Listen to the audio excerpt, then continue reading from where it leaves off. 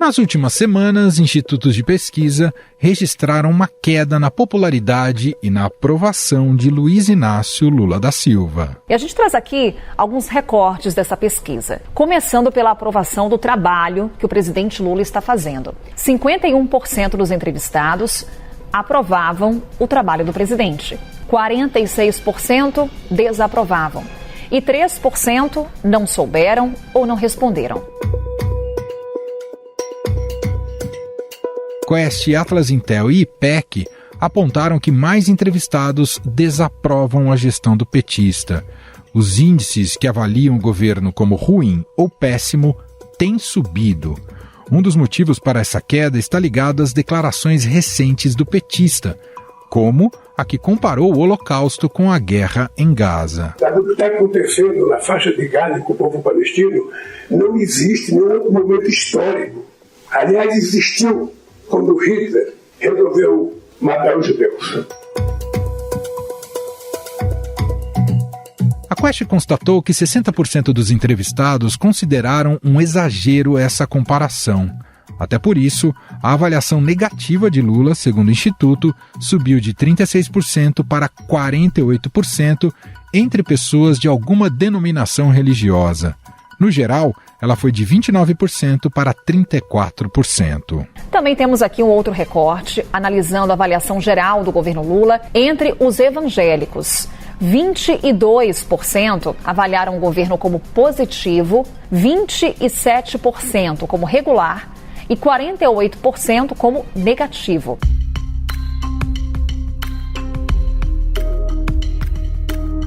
Na pesquisa Atlas Intel, 41% consideraram o governo ruim ou péssimo.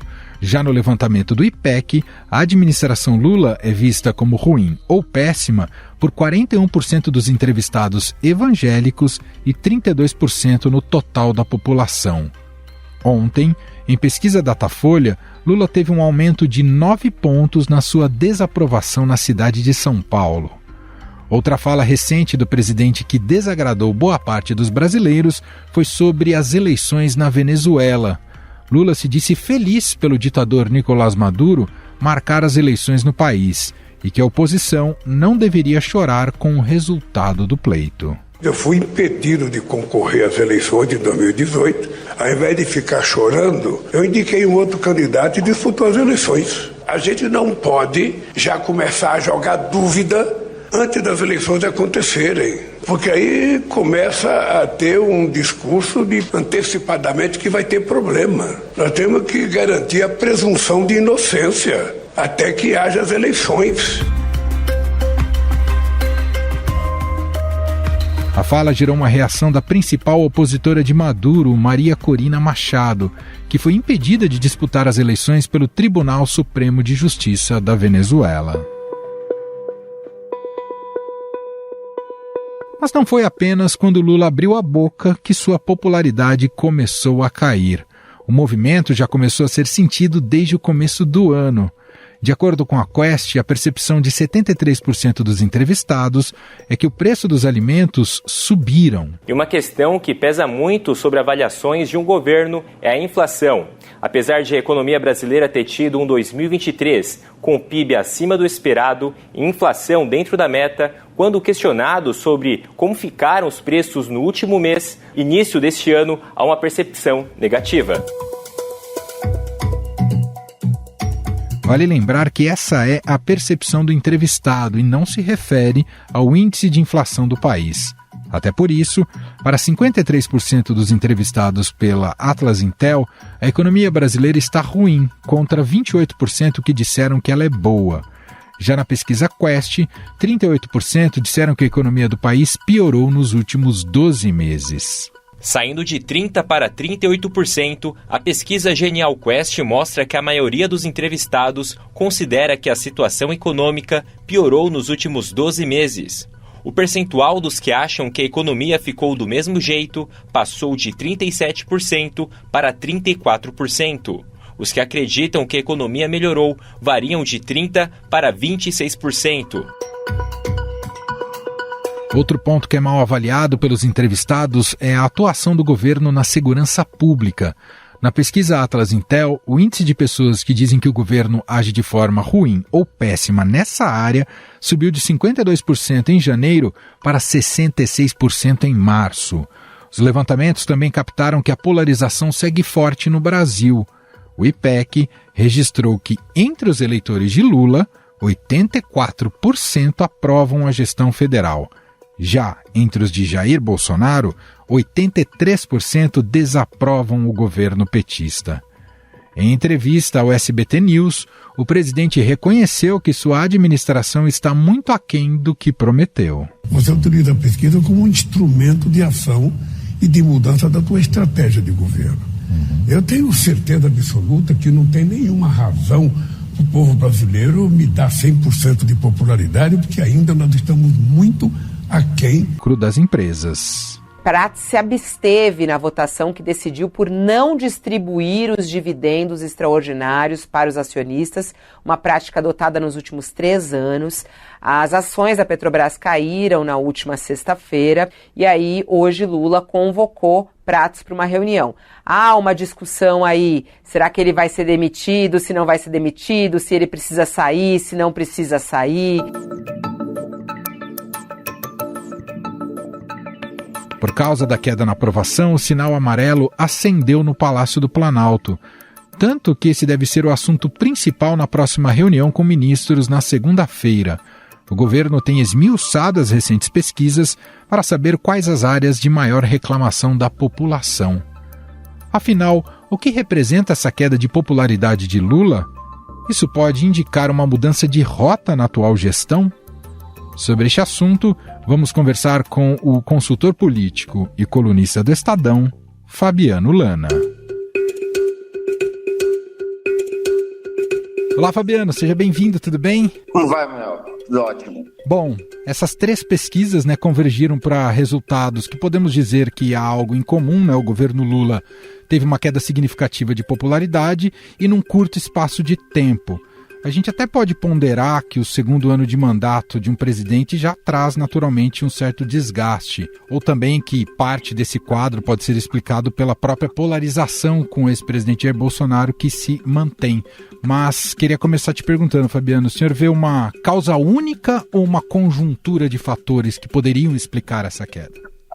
Com certeza é uma conjuntura de fatores. Você, por exemplo, vê que a economia cresceu 3% ano passado. Isso para muita gente seria um motivo único para um aumento de popularidade, não ocorreu. Enfim, pode ser que a economia sozinha não explique tudo. Mas se você começa a destrinchar os dados, você vai perceber algumas coisas. Por exemplo, primeiro, que o auge da popularidade do Lula nesse terceiro mandato foi em agosto de 2023. E os dados do PIB mostram que a economia cresceu muito nos primeiros 6 meses e parou de crescer nos 6 meses seguintes. Então a gente já tem 6 meses de paralisia aí. Então, para quem é da hipótese de que liga economia com o crescimento, tem esse dado aí. E além disso, tem essa questão de valores, de que é um fenômeno mundial, de que algumas pessoas se atêm a certas visões de mundo e que, independentemente das circunstâncias, elas vão estar em quase qualquer hipótese contra o Lula.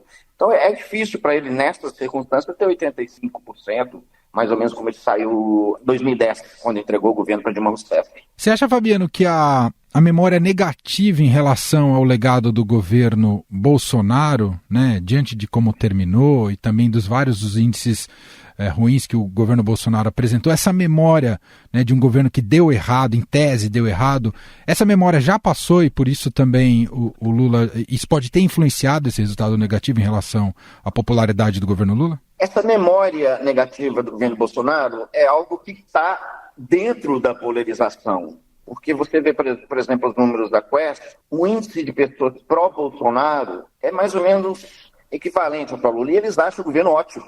Eles vão defender qualquer coisa. Então, essa memória ruim do governo Bolsonaro, ela é um pouco pregar para convertidos que não gostam do governo Bolsonaro. Então, eu não sei se ela afeta. Ela afeta, talvez, os formadores de opinião, dos jornais, que tiveram todo esse embate com o governo Bolsonaro, mas por resto da população não. Elas estão imunes a esse tipo de questão. E tem até uma curiosidade aí, quando você pega o crescimento do governo Lula, em 2023, você vê que 15% você vê que o agronegócio cresceu 15%. Então, nas regiões em que se vota no Bolsonaro, a economia cresceu mais. E na região em que se vota mais no governo Lula, houve uma certa paralisia econômica, foi muito maior. Então, tem uma série de outros fatores aí para se considerar, porque essa memória do governo Bolsonaro é parte da população que considera o governo Bolsonaro talvez o pior de todos os tempos. Só que também tem uma parte expressiva que considera o governo Bolsonaro algo redentor, etc.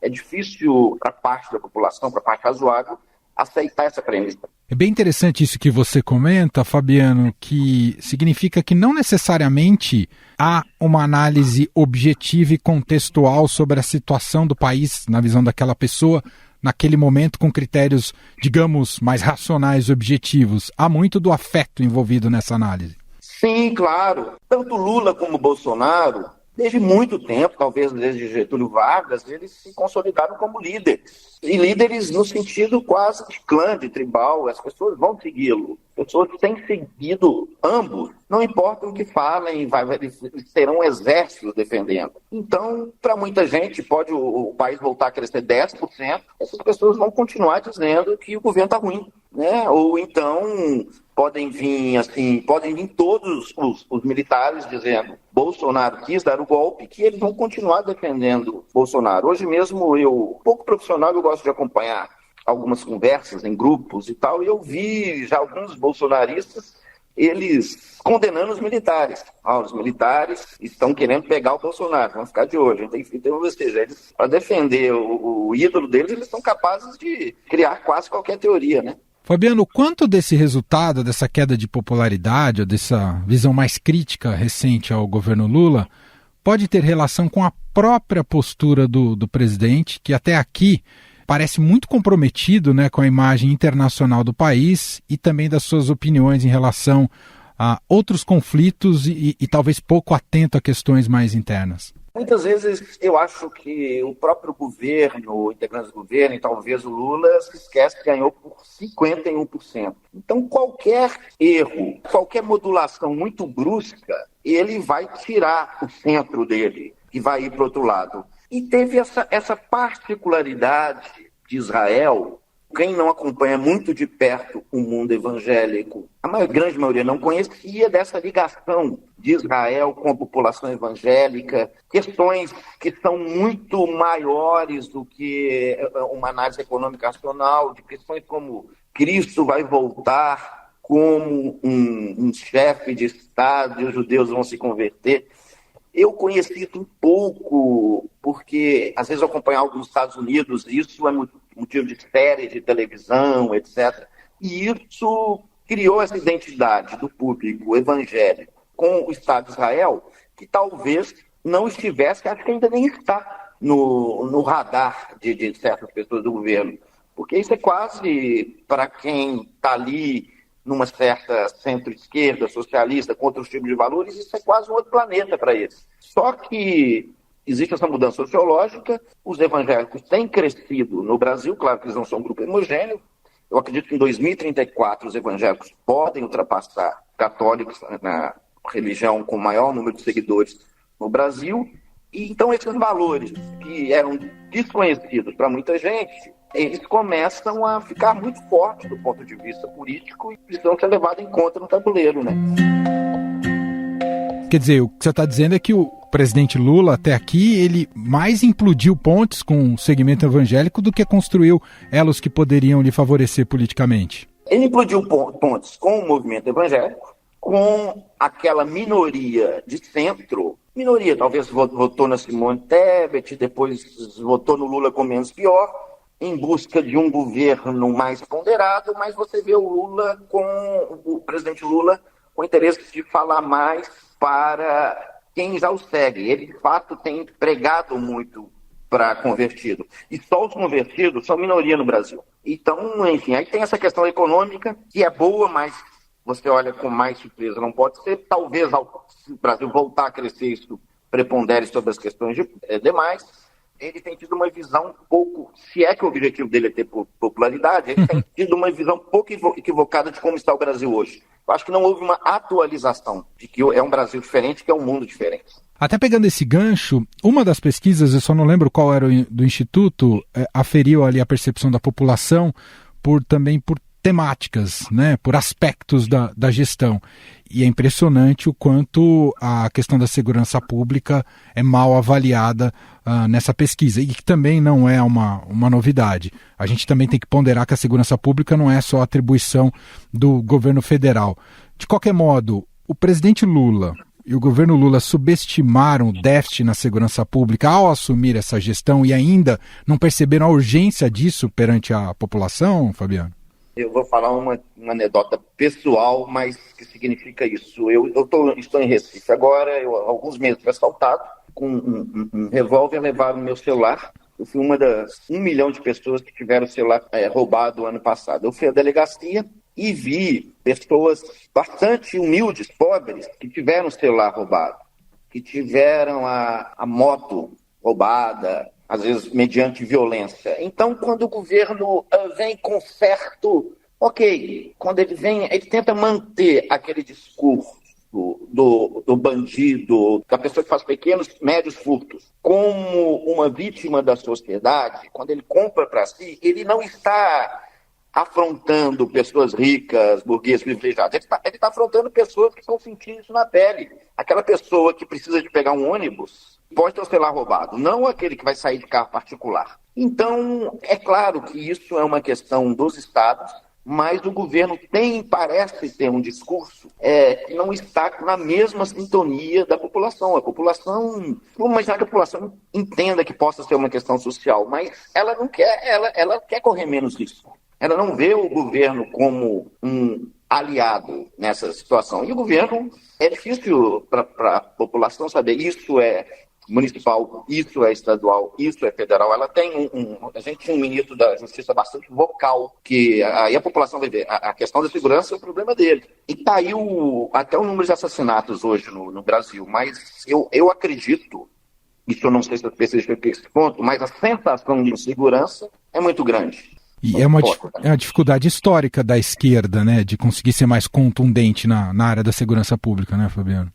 Porque, enfim, é constituinte da esquerda de que a segurança é uma questão de um reflexo social, né, que vai no limite da vítima da sociedade. A direita tem mais uma tendência em falar de responsabilidades individuais. Agora, a pessoa que tem uma moto, um motoboy, que num sinal é roubado, leva um celular e a moto dele, ele quer a moto de volta, ele não quer mais ser assaltado, né? Ele quer respostas para isso. Os governos estaduais também estão sofrendo com popularidade em queda por causa disso. E governos que foram bem-sucedidos na área de segurança pública estão com alta popularidade. E o governador mais popular do Brasil hoje é o Caiado. Caiado de Goiás. Uhum. E ele teve um dos índices mais bem-sucedidos em diminuição de violência. Então, isso sobe para o governo federal, mas está sobrando para todo mundo. Fabiano, preciso te ouvir também sobre impacto dessa percepção, que aumentou a percepção negativa sobre o governo,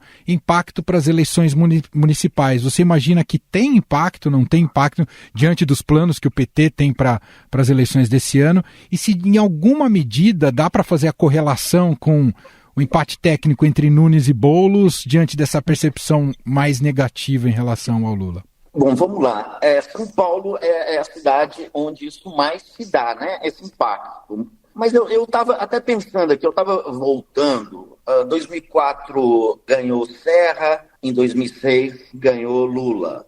Não houve. Em 2008, Kassab venceu, em 2010 venceu Dilma. Kassab era muito ligado ao Serra. Sim. Lembrando. 2012, Haddad e depois, 2014, Dilma. E finalmente, depois Dória e Bolsonaro, e depois Bruno Covas e Lula. Então você não vê uma ligação tão direta assim. Apesar de que um dos candidatos, o Boulos, até então era muito ideológico, assim, não exatamente com ligação com o Lula, ele mesmo ideologizou. O Nunes, a população parece estar conhecendo agora.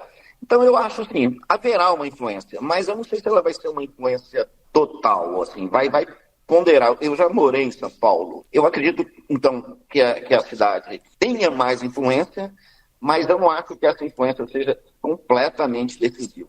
Só para a gente finalizar, eu queria te perguntar, o presidente Lula já reconheceu o golpe, né, num certo sentido, né? Disse que a população tinha razão pelo fato porque o governo não estava entregando aquilo que havia prometido. Vai fazer reuniões agora, tem uma reunião ministerial programada para o dia 18, tem gente do governo estudando milimetricamente o resultado dessas pesquisas. Te perguntar que instrumentos você imagina que o governo tem em mãos, que possibilidades o governo tem em mãos para conseguir mudar esse quadro, porque aparentemente o governo sentiu o golpe, Fabiano. Um instrumento seria a língua do Lula ser usada com mais ponderação. Mas eu não sei se esse instrumento é possível. Isso é difícil. Por causa dos evangélicos, desse centro aí, etc. Tem um instrumento do crescimento econômico, que é sempre perigoso, aquele crescimento econômico artificial, que gera recessão mais na frente, que já aconteceram tantas vezes. A América Latina é um pouco vítima disso, né? Mas, enfim, você vê o Lula um pouco lamentando ele não ter esse poder todo. Não ter esse poder sobre a Vale de investir, não ter esse poder sobre a Petrobras. Eu não sei se ele tem tantos meios assim. E tem a ambiguidade dele. Tem um ministro da Fazenda que está preocupado em fazer déficit zero, porque ele poderia criar um déficit gigantesco, criar uma situação artificial que resolve os 2, 3 problemas do governo dele e joga o problema lá para frente. Eu não sei se ele tem condição de fazer isso. Eu não sei que ele queira. Vou fazer o país crescer, vou crescer a dívida, depois...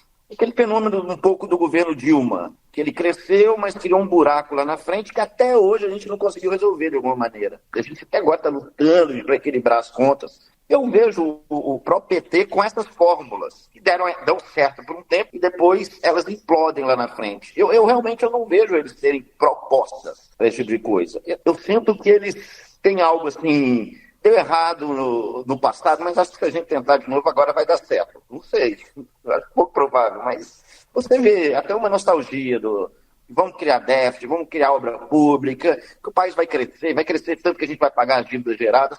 Não tem mais dado certo no mundo inteiro. Enfim, eu não vejo saída para eles assim. Se você me consultar, eu falo, essa saída aí eu não vejo. Não, e até o recurso narrativo do bem contra o mal, o que era pobres e ricos virou mercado e pobres, né? O mercado é o grande vilão do momento, né? O bem contra o mal funcionava muito bem contra os tucanos. Os tucanos sabiam se defender. Você chegava para o tucano, você é de direita, os tucanos, não, socorro, eu não, olha só. Aí, quando eles vêm, nós somos de esquerda do bem, vocês são do mal, são de direita, os bolsonaristas somos do direito, assim, e aí? Entendeu? O enfrentamento hoje é muito forte, é muito mais bélico, é muito mais incisivo. Eles podem conseguir vitórias por pontos em narrativa. O outro lado está muito entrincheirado. Por exemplo, 2006, o Alckmin vai para o segundo turno, depois até são tão escândalos que eu esqueci, escândalos de ambulâncias, que não me lembro. Quando o Lula veio, você vai privatizar, o Alckmin colocou a jaqueta da verdade. Uhum. Ele comprou a narrativa do PT, como o Tucano fazia muito. Os bolsonaristas podem chegar, sim, vão privatizar mesmo, e daí? O boxe político é mais violento, é mais difícil o PT. Ele vai ter que voltar a crescer 10%, que aí está com todas essas dificuldades, esses meios aí, para poder vir no enfrentamento. Enfrentamento, a sociedade já voltando, eles ganharam por 51%. Ganharam 51% e está todo mundo muito entrincheirado. Eles podem trabalhar com esses 5% aí, que vão para um lado, vão para o outro. O Bolsonaro em 2018 e agora vão para o Lula em 2022, mas eles também estão botando esse pessoal para correr do centro. Então, enfim, tem umas saídas aí, mas são saídas para ganhar por pontos. Eu não vejo assim uma fórmula mágica aí. Tem várias coisas acontecendo ao mesmo tempo. Muito bem, nós ouvimos aqui a análise do consultor político e colunista do Estadão, Fabiano Lana, gentilmente aqui atendendo a nossa reportagem direto do Recife. Obrigado, viu, Fabiano? Muito obrigado, viu, Manuel? Eu que agradeço. Estadão Notícias. E este foi o Estadão Notícias de hoje, quarta-feira, 13 de março de 2024. A apresentação foi minha, Emanuel Bonfim. Na produção, edição e roteiro, Gustavo Lopes, Jefferson Perleberg e Gabriela Forte. A montagem é de Moacir Biasi. E o nosso e-mail podcast@estadão.com. Um abraço para você e até mais.